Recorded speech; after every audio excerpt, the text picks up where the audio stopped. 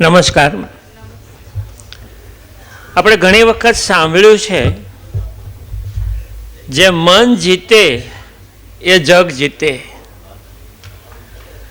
મનને જીતવું પડે અને મનને જીતવા માટે મનને અંકુશમાં રાખવું પડે. અને મન એટલે વિચારોનો પ્રવાહ, અને મનને અંકુશમાં રાખવા માટે વિચારોને વર્તમાનમાં રાખવા પડે. બસ આ વિચારોને કેળવવા, વિચારોની સભાનતા કેળવવા માટે શ્રી સૌરાષ્ટ્ર પટેલ સેવા સમાજ સુરત તરફથી દર ગુરુવારે હેલ્થ, વેલ્થ અને હેપીનેસને કેન્દ્રમાં રાખી આપણે વિચારોનું વાવેતર કરીએ છીએ. આજે 104મો થર્સડે થોટ ગુરુવાર છે. 103માં પરેશભાઈએ વિચાર રજૂ કર્યો અસામાન્ય બનવા માટેનો. અસામાન્ય બનવું એટલે શું? આપણામાં રહેલા આ મનની શક્તિને જો આપણે બરાબર જાગૃત કરીએ તો આપણે અસામાન્ય બની શકીએ.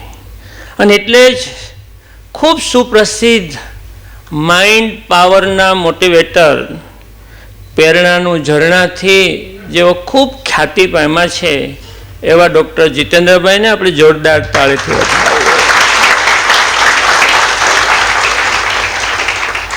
જીતેન્દ્રભાઈ માઇન્ડ પાવરને સમજીને એને સમજવાની સતત કોશિશ કરતાં કરતાં આપણે 104 ગુરુવારે અમે પહોંચ્યા છીએ.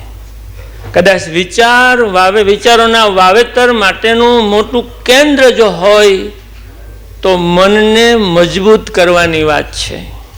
અને એ દિશામાં આજે ખૂબ સરસ રીતે આપણે જીતેન્દ્રભાઈએ આજે અહીંયા આપણને ખૂબ સરસ માહિતી આપી. આજે સવારે અમુલકભાઈ મેં કોટી પહેરી, એટલે મારા વાઈફ કે કેમ જ કોટી પહેરી? મેં કીધું આજે હોલ સલકાઈ જવાનો છે, એ ખુશીમાં મેં આજે કોટી પહેરી છે.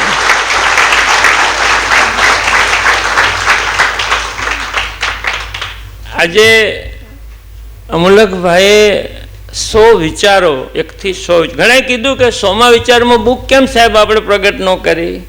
પણ 1 થી 100 વિચારો અને એના વિશેની કવિતાની સરસ મજાનું પુસ્તક જેમણે બનાવ્યું છે એવા ડૉક્ટર અને કવિ અમુલકભાઈને આપણે જોરદાર તાળીથી વધાવીએ. અને આખા પુસ્તકનું સૌજન્ય અને જેમના હસ્તે આપણે વિમોચન કર્યું એવા મનહરભાઈ અને સપનાબેનને પણ જોરદાર તાળીથી વધાવીએ. આ કવિતામાં અમુલકભાઈની ચેતના છે એવા ચેતનાબેનને પણ અહીંયા આપણે આવકારીએ છીએ.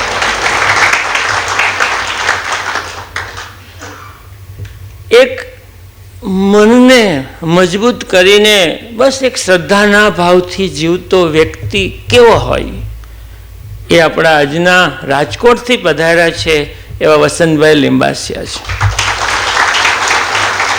આપણા તો દાતા ટ્રસ્ટી છે, પણ અહીંયા ખૂબ મોટું સંકુલ, ગુરુકુલનું કન્યા સંકુલ બની રહ્યું છે, એના ભૂમિદાતા છે એવા વસંતભાઈ આજે આપણે ઉપસ્થિત છે.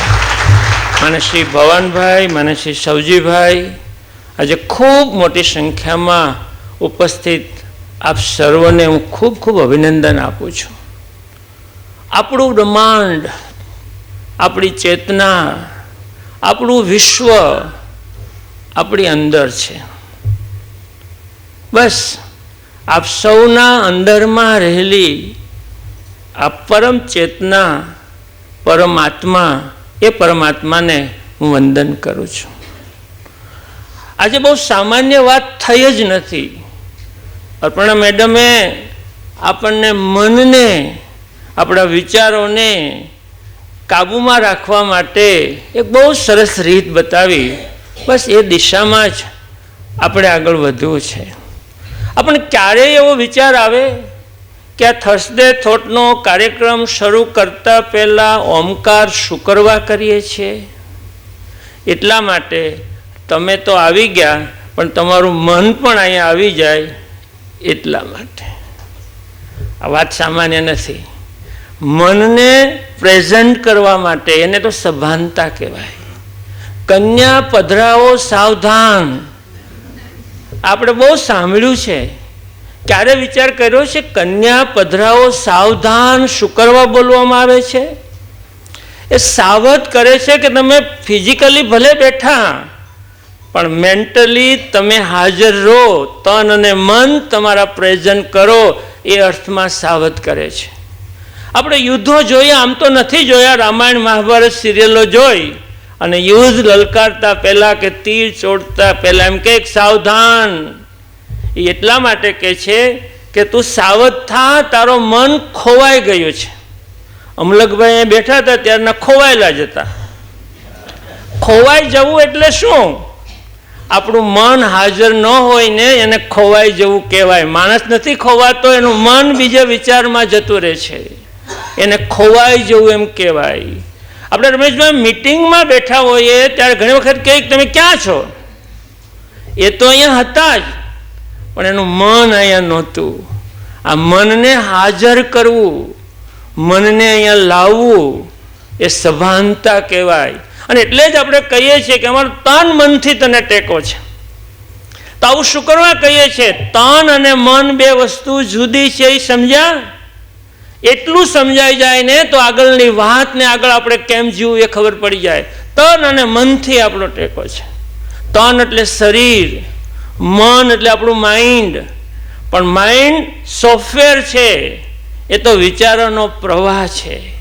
તમે માઇન્ડને અહીંયા લાવવા માગો એટલે તમારા વિચારો અહીંયા લાવવા માગો એવો અર્થ થાય. માઇન્ડને આપણે વિચારથી લાવવું જોઈએ. માઇન્ડ ભટકતું છે. આપણે ક્યારેય 2 વર્ષનું બાળક હોય ને પ્રસંગમાં માના ખોળામાં બેસે ખરું? દોડીને ભાગે, માં લઈ આવે, દોડીને ભાગે, માં લઈ આવે. બસ આ મન આપણું બહાર જતું રહે ને એને પાછું લાવવું. આજે સાહેબે સરસ મજાનો શબ્દ આપ્યો તો મેં કીધું શું સબ્જેક્ટ રાખીએ? તો કે માઇન્ડફુલનેસ. એટલે મને તો રમેશભાઈ માઇન્ડફુલનેસ શબ્દ તો અઘરો પડે. મેં તો માઇન્ડફુલનેસનું શું થતું હશે? માઇન્ડ એટલે મન, માઇન્ડફુલ એટલે મનથી ધ્યાનથી, અને માઇન્ડફુલનેસ જાગૃતતા, સતર્કતા અને સભાનતા કહેવાય. તમે મનને સતત સાથે રાખો એને માઇન્ડફુલનેસ કહેવાય. ગૌતમ બુદ્ધે આજથી 2500 વર્ષ પહેલાં એવું કીધું કે માઇન્ડફુલનેસ, જાગૃતતા, આ સભાનતા એ સ્વભાવ બની જવો જોઈએ. એ એક વખત મેડિટેશન બેહવા એ મુદ્દો નથી. સવારે 2 કલાક બેસીએ તો પ્રેક્ટિસ છે, પણ આ માઇન્ડફુલનેસ એ સ્વભાવ બની જવો જોઈએ. સતત મન બહાર ભટકી જાય તો પાછું લઈ આવો અને એને સતત જીવાડો, આપણી સાથે રાખો. આપણે જેટલા મનથી બહાર ભાગીએ છીએ એટલું આપણે કામ સારું કરી શકતા નથી. ઘણી વખત કામ સારું ન થાય એટલે કે ના, તારું ધ્યાન ક્યાં હતું, તારું મન ક્યાં હતું? ઘણી વખત કે તું ક્યાં હતો આવું થયું? એનો મિનિંગ એવો થયો કે એણે મનથી કામ નથી કર્યું. તમે હાજર હતા, તમારું મન હાજર નહોતું. આ મનની અખૂટ શક્તિ છે, અમાપ શક્તિ છે. જો મનને તમે વર્તમાનમાં રાખતા શીખી જાઓ ને, તમે બ્રહ્માંડના મોટા શક્તિશાળી વ્યક્તિ બની શકો એમ છો. બ્રહ્માંડના મોટા શક્તિશાળી. મનને મજબૂત કરવાની. અમે નાના હતા બાપભાઈ સ્કૂલમાં, ઘણી વખત સર તો મોડા આવે ક્લાસમાં કે વ્યા જાય તો છોકરા મને રમવા કે ખૂણાદાર રમીએ, ના રમીએ. એટલે સાહેબ આવે, છોકરાઓ ભણવાનું હોય ત્યારે ભણવાનું હોય અને રમવાનું હોય ત્યારે રમવાનું હોય. ત્યારે નહોતું સમજાણું જીતેન્દ્રભાઈ, આજે સમજાણું છે કે જે કામ કરો એ મનથી કરો, મનને હાજર રાખો, એવો અર્થ થાય છે. આપણે ખાતા હોય ત્યારે ખાતા નથી, બીજે મન હોય છે. આપણે કામ કરતા હોય ત્યારે કામ કરતા નથી, બીજે મન હોય છે. અને એટલે જ પછી ઊંઘવું હોય ત્યારે ઊંઘતા નથી, કારણ કે મન પાછું આવતું નથી. જે કામ કરીએ ત્યારે મનને હાજર રાખો, એને મનને વર્તમાનમાં રાખ્યું એમ કહેવાય. આ સભાનતા એને કહેવાય. એટલે કહીએ ને ભાઈ દિલથી કામ કરજો. એટલે દિલ લાવજો. આજે મન અને શરીર બે જુદા છે અને મનને આપણે લાવવાનું છે. એક બહુ સત્ય ઘટના છે. કોને ત્યાં બની એ પરેશભાઈ હું નહીં કહું. એક દિવસ બ્રશ કરતાં કરતાં સવારે જોયું કે આ બ્રશ પીળું કેમ થઈ ગયું. ટૂથબ્રશ વ્હાઈટ જ હોય પેસ્ટ, આ પીળું કેમ થયું. વિચાર કર્યો ત્યારે બીજે દી એના ઘરવાળે આવી પીળું કેમ થયું. એ કે આ તમે ટૂથબ્રશને બદલે આ શેવિંગ ક્રીમ હતું ને એની બ્રશ કરીને કાલ વ્યા ગયા હતા. માણસને ખબર ન પડી કે હું ટૂથબ્રશને બદલે શેવિંગ ક્રીમથી બ્રશ કરીને જતો રહ્યો અને બીજે દી ખબર પડી કે આ બ્રશ પીળું કેમ થયું. એનો શું થયું? Absent mind. ગેરહાજર માઇન્ડની ખબર ને બે ધ્યાન. માઇન્ડફુલનેસનો વિરોધી શબ્દ છે બે ધ્યાનપણું. તમારે તાકાતવાળું બનવું છે, તમે ધારો તે સ્વપ્ન સાકાર કરવા છે તો માઇન્ડને હાજર રાખો. આ બહુ અગત્યનું છે, ખૂબ અગત્યનું છે. પણ હવે સૌથી મોટો સવાલ એ થાય કે આપણા મનને સતત આપણી સાથે રાખવું. આપણું મન સાથે નથી રહેતું, બહાર જતું રહે છે ને. મનને સતત સાથે રાખવું કેમ? આ જો શીખાઈ જાય તો મને એવું લાગે છે કે જિંદગીનો બેડો પાર થઈ જાય. આ શીખાઈ જાય તો બહુ મહત્વનું છે. આ મન પકડવું પડે, એ તમે સમજી ગયા. હવે મનને પકડીને પાછું હાજર રાખવું, વર્તમાનમાં રાખવું. બધાએ સમજી લો. બહુ મોટા શબ્દો મારી પાસે નથી, હું એનો એક્સપર્ટ પણ નથી, પણ હું પ્રેક્ટિકલ તમને કહેવા માગું છું કે મન તમારું બહાર જતું રહે. આપણે બેઠા છીએ પાછું જતું રહે, પાછું લાવવું. તો પાછું મનને આપણે વર્તમાનમાં લાવવું કેમ? મનને જીતવું કેમ? મનને અંકુશમાં કેમ રાખવું? એ પંચામૃતના 5 મુદ્દા મારે તમને આજે કહેવા છે. એને મનજીત પંચામૃત તરીકે તમે યાદ રાખજો. મનજીત પંચામૃત છે મનને જીતવા માટે. તમે ગૃહિણી હશો ને તોય તમારી રસોઈ સોડમવાળી બનશે, મન હાજર હશે ને રસોઈ કરતા હશો તો. તમે શિક્ષક હશો અને માઇન્ડ દિલથી તમારું દિલ હાજર હશે ને ભણાવતા હશો ને તો સુપર તમે બાળકોને ભણાવી શકશો. અરે વક્તા પણ એ બોલવા આવે ને, જો મન સાથે હોય તો સુપર બોલે, નકર ન બોલવાનું બોલાઈ નથી જતું, કારણ કે ત્યારે મન હાજર નહોતું. આ હું પ્રેક્ટિકલ તમને બહુ વ્યવહારિક વાત કરવા માગું છું. કોઈ સંત નથી, કોઈ એક્સપર્ટ નથી, પણ આ આખી વસ્તુ સમજાણી છે કે જીવન શું છે. અરે અંગ્રેજીમાં તો પ્રાણ આપણો કહે ને, આપણે પ્રાણવાયુને ઓક્સિજન કહીએ, પ્રાણવાયુને ઓક્સિજન કહીએ. અંગ્રેજીમાં તો ઓક્સિજન જ છે, પણ આપણો શબ્દ કેવો છે? પ્રાણવાયુ. એ શ્વાસ લઈએ છીએ એમાં પ્રાણ છે. એને તમે તમારી પાસે રોકો તો પ્રાણ પ્રેઝન્ટ થયો કે ન થયો? આ બહુ સમજવાનું છે. તો મનજીત બેને કીધું, સરે કીધું, તમારા તમામ સ્વપ્ન, તમે જે કલ્પના કરો, તમારું મન પ્રેઝન્ટ હોય ને તો એટલી અમાપ શક્તિ આવે છે કે તમે જે કલ્પના કરો ને એ આવે. પણ આપણે મનને હાજર રહેવા દેતા જ નથી, રખડે છે. સતત વિચાર કરો, તમે માનસિક થાકી જાઓ. વિચારને શૂન્ય કરો. અર્પણા મેડમ કીધું તો વિચાર શૂન્ય થવું. વિચાર શૂન્ય થવું એટલે શું? મનને વર્તમાનમાં રાખવું. અગાઉ મેં બહુ કીધું છે. હવે મનજીત પંચામૃત આપણે યાદ રાખીને આપણે છૂટું પડવાનું છે. મનને અંકુશમાં લેવાનો સૌથી સરળ ઉપાય છે શ્વાસનો અહેસાસ કરવો. અને આ તમે 24 કલાક ફ્રી થાવ એટલે કરી શકો.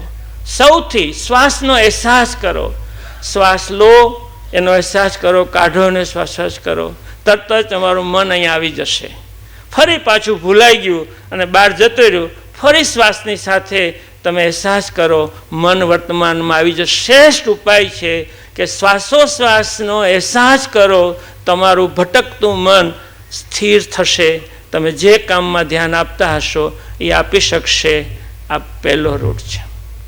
બીજું છે મનજીતનું બીજું સૂત્ર છે કે મનને બીજી રાખો, મનને વ્યસ્ત રાખો, મનને બહુ ભટકવા ન દેવું હોય તો યાદ રાખજો, મન ભૂતકાળમાં જશે તો દુઃખ છે અને ખોટી કલ્પના કરશે તો દુઃખ છે. મનને વર્તમાન રાખશો તો મનની તાકાત વધશે, તન મનની તંદુરસ્તી વધશે, બહુ મોટો ફાયદો થશે. મનને બીજી રાખવું, અને મનને બીજી રાખવું એટલે શું? આ સ્ટેજ ઉપર ઉદાહરણ બેઠું છે. વસંતભાઈ તમે હાથ આમ ઊંચો કરો, તમારો ઓલું ક્યાં કાઢી નાખ્યું?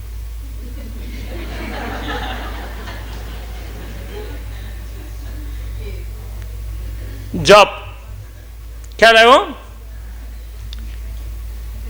તમે સ્વામિનારાયણ ભગવાનને જપો, રામને જપો, શિવને જપો, સ્વામિનારાયણ ભગવાનને જપો, જેને જપો એ મનને વર્તમાનમાં રાખવા માટે મનને તમારે બીજી રાખવું પડે. અહીંયા મંજીભાઈ બેઠા છે. ખોડિયાર નગરમાં પહેલો બંગલો બનેલો, વર્ષો પહેલાની વાત છે. ત્યાં એક લાભુભાઈ હતા. એનું નામ શું હતું ખબર? લાભુભાઈ ગોળી. એ ગોળી નામ શું કરવા પડેલું? બાંધકામનું મોટું કરતા. એ સવારે જાય, સાઈડ ઉપરથી થોડીક માટી લે અને આખો દી એ માટીને આમ કરીને ગોળી રાખતા. પછી આખો દી ગોળી. તો લાભુભાઈ ગોળીથી ઓળખાતું. આ મનને તમે એક દિવસ પણ સ્થિર રાખી શકો?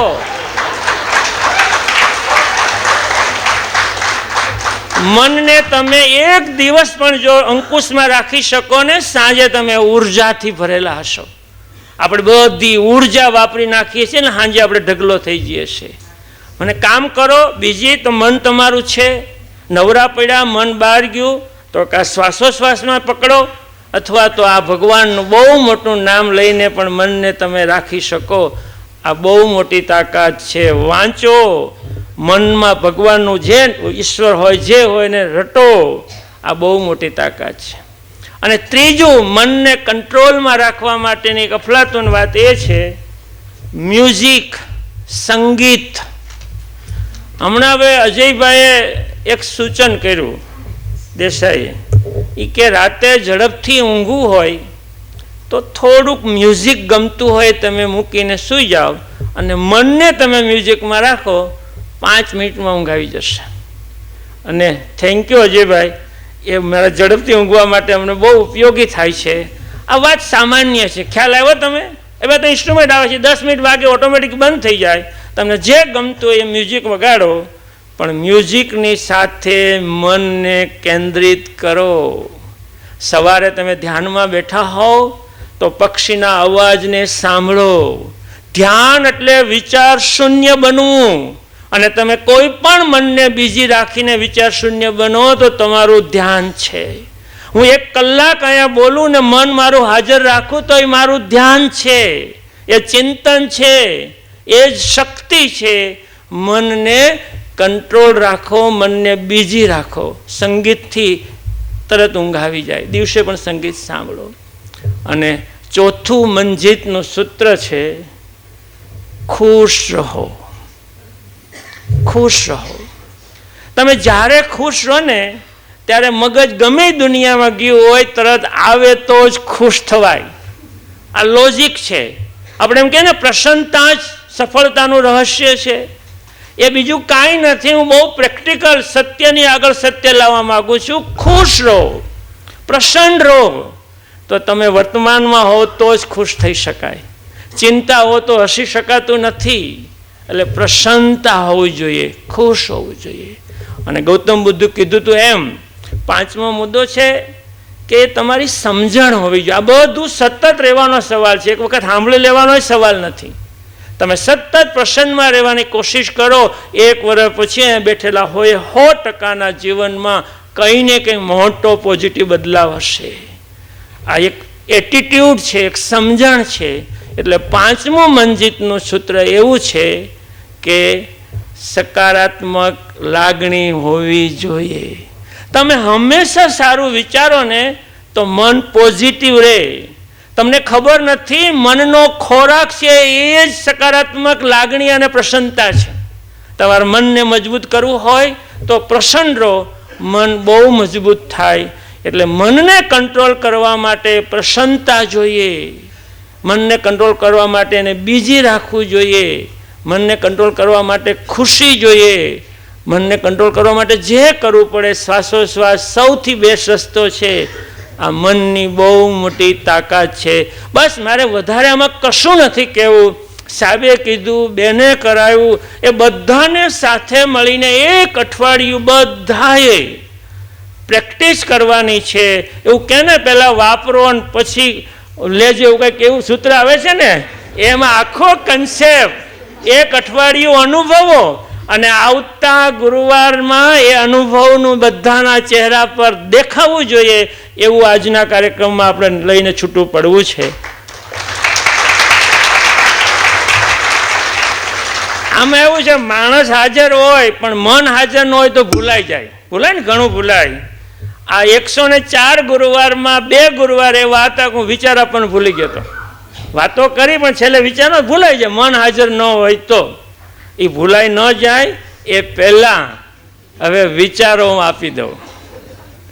તમને બધાના મનમાં હતું કે આવા માઇન્ડ પાવરના મોટિવેટર જીતેન્દ્રભાઈ જ બોલવાના છે ને પછી સાહેબ શું વિચાર આપશે.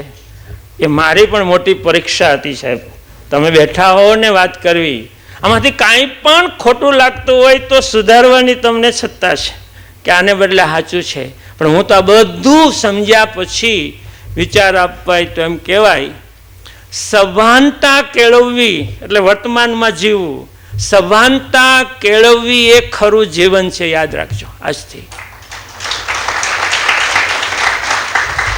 ગમે એવો પડકાર હોય ને, તમે સભાન વર્તમાનમાં જીવો, બીજું કાંઈ ન વિચારો. તમે એક કહેવાય ને કે તટસ્થ ભાવ તમારામાં આવી જાય.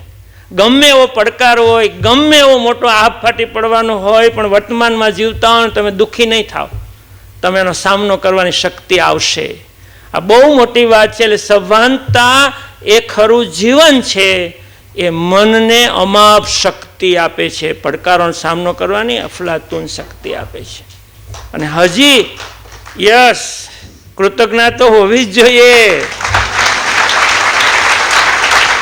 તાળી પાડી એટલે હું ફરીથી બોલી દઉં, સભાનતા કેળવવી એ ખરું જીવન છે જે મનને અમાપ શક્તિ આપે છે. શબ્દો નથી મારી પાસે કેટલી શક્તિ આપે, તમે ધારો તે કરી શકો.